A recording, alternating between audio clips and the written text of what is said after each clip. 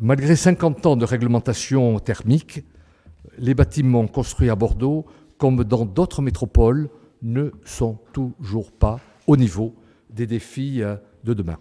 Je veux que vous sachiez que c'est un travail intense de 6 mois avec nos services, avec l'aide du bureau d'études Tribu, associé au cabinet local 180 degrés. Et c'est ce travail qui a permis d'aboutir rapidement à l'élaboration de ce label. Bâtiment frugal bordelais vise à promouvoir un bâtiment capable de préserver les espaces de nature existants, un bâtiment adapté au territoire, un bâtiment tourné vers les filières locales, un bâtiment soucieux de l'usage et de la qualité de vie de ses occupants, tout en réduisant ses impacts climatiques. Il vise aussi à privilégier la réhabilitation plutôt que la construction neuve. Sachez que demain, il sera intégré dans notre PLU, dans notre plan local d'urbanisme. Ce référentiel a aussi le mérite d'être adapté et compréhensible pour tous les porteurs de projets bordelais, qu'ils soient particuliers ou qu'ils soient professionnels.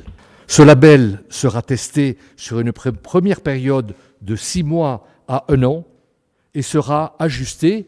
Il sera attribué provisoirement, c'est important, provisoirement à la délivrance du permis de construire et devra être confirmé à la livraison de l'ouvrage, et ce, en réunion publique, associant les habitants. Il s'agit donc d'un label qui porte aussi un autre rapport aux habitants. Ils sont trop souvent exclus de l'acte de construire et n'ont pour seule solution souvent que le recours au tribunal administratif, enfin aux juridictions. Là, précisément pour éviter ce type de réaction et de recours, ils seront associés en amont à l'acte de construire. Donc voilà ce que je voulais vous dire avant de passer la parole à Bernard Blanc. Il n'est pas adjoint à l'urbanisme, Bernard Blanc, il est adjoint à l'urbanisme résilient.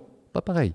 C'est-à-dire que dès le début, on a voulu qualifier la forme d'urbanisme que nous voulons pour Bordeaux. On tente de concilier 3 grandes dimensions. S'intéresser au bâti, à son enveloppe essentiellement, de façon à ce qu'il puisse faire face au changement climatique et en particulier sur le territoire bordelais aux questions des températures d'été. Donc le référentiel va s'attacher à décrire point par point comment est-ce qu'on peut faire un ouvrage qui en particulier nous permet d'assurer cette transition. 2, c'est retrouver des matériaux locaux. On a dessiné un rayon d'approvisionnement des matériaux de construction. Autour de 200 km, je peux m'approvisionner aujourd'hui en matériaux biosourcés et géosourcés pour fabriquer des bâtiments.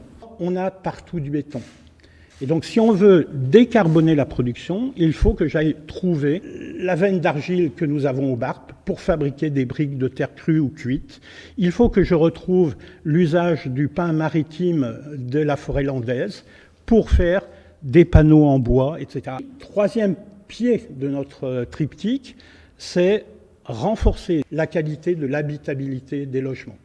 Les logements n'ont jamais été pensés pour faire face à la crise sanitaire que nous connaissons. Eh bien, le label dit la condition de l'habitabilité, c'est d'avoir une pièce extérieure extrêmement généreuse, c'est d'avoir à l'îlot résidentiel un espace vert partagé pour la résidence obligatoirement. On impose que la majorité des logements soient traversants de façon à ce que la ventilation se fasse naturellement. Dans le référentiel, nous avons 42 items. Le socle obligatoire pour tous les projets maintenant, c'est en tenir 22. Si j'en tiens 10 de plus, j'ai une étoile. Si j'en tiens 15 de plus, j'ai 2 étoiles. Et si je tiens les 20 supplémentaires, j'ai 3 étoiles. Voilà la philosophie du label. Et donc, on a une dizaine de projets, c'est pas rien, ils totalisent plus de 1000 logements. Ça concerne à la fois des bureaux, des équipements. Sur cette dizaine de projets, sur des sols totalement artificialisés, des parkings, des endroits où on avait des hangars, etc., on a généré 25% de pleine terre. Au lieu d'avoir l'énorme pâté que j'avais au début en 2019, aujourd'hui, j'ai une fragmentation en 6 îlots différents et mécaniquement, j'ai refabriqué 33% d'espace public en plus. Tout était en béton et aujourd'hui, tout est en matériaux biosourcés.